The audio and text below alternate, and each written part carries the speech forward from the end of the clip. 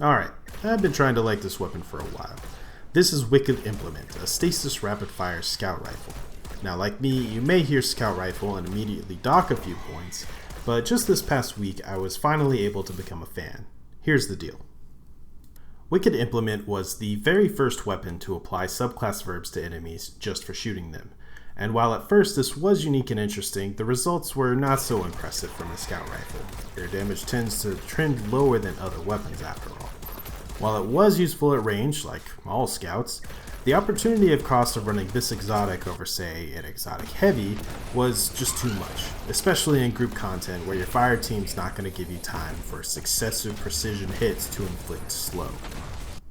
And while I'm slandering this thing, the same holds true for boss damage, where the enemy might live long enough to fully freeze, but you're not going to be topping any DPS charts with a primary weapon, even if you freeze and shatter them all day. There just hasn't been a good spot for this gun to shine, because if I'm taking the time to fire it at an enemy, I don't want to just debuff them, I want them gone, like for real. I think the main problem is that, at base, Wicked Implement is a real plink-plinker.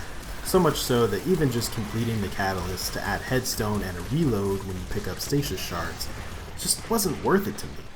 All that said, however, there was one thing in particular this gun has always been good for: dealing with unstoppable champions.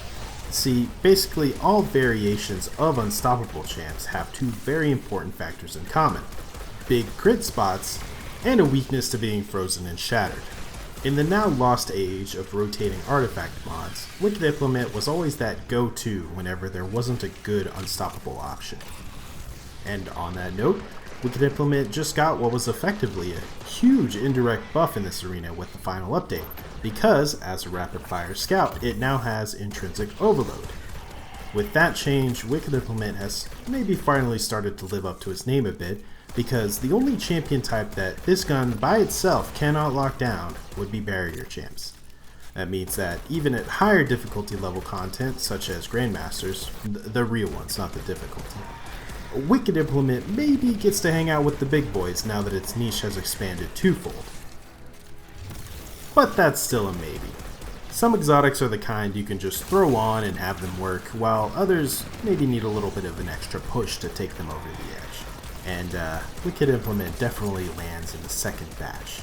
So that's what I set out to do last week, and I think I came away liking this gun much more than I ever thought I would, catalyst or no.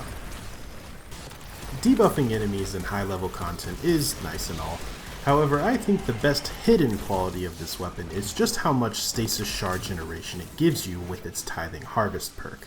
No other weapon produces them as easily or as cheaply, ability energy wise.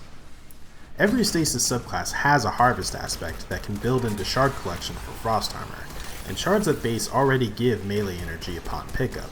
There are a lot of synergies to build upon there, from Howl of the Storm Titans to Impetus Shuriken Hunters to Shatter Grenade Warlock.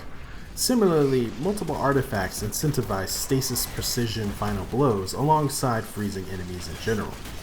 I don't necessarily want this to be a build video because it's more about the gun here, but here's what finally got me through the Catalyst and beyond. I'm rocking Ice Feather Bolts, Glacial Harvest, Rending for champion plinking, Fissures for crowds of red bars, Conduction to keep up frost armor without having to actually chase down shards, and Rhyme for more frost armor as well as Glacial Harvest shatter procs. From there, I slapped on the Crystocrene set from Europa as well as my exotic of choice in Battle Harmony, and then all of the Stasis Surge I could stuff my thighs with. This build had me plinking away happily as soon as I picked up even one singular orb, which was made all the easier by the resupply 2-piece set bonus on the Crystocrene armor. Here's a quick glance through my artifact of choice with a special mission to revitalize a blast. Freezing and then spontaneously combusting must be an excruciating way to go out. This quickly became my go-to build for solo Master Lost sectors in particular.